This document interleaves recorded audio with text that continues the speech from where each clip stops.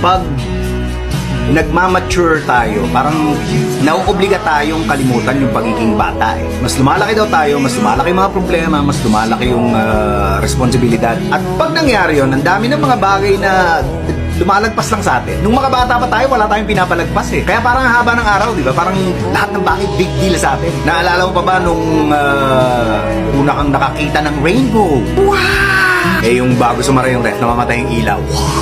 Naalala mo ba nung una kang maligo sa ulan? Nung una kang nakatikim ng chocolate? Yung nakaiga ka, tapos nakatingin ka sa kisame na may water stain, tapos parang kung ano-ano yung nakikita mo. Naalala mo nung una kang nakainom ng Coke?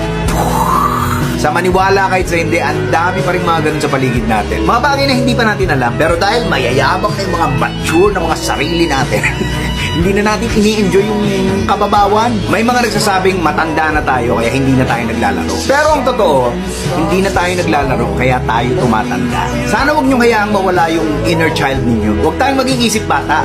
Dapat pusong bata. Para kahit gaano kaliit, kahit gaano kababaw, kahit gaano ka walang kwenta sa iba, ang importante, makahanap tayo ng dahilan para maging masaya. Only know you love her when you let her go. 'Cause you only need the light when it's burning low.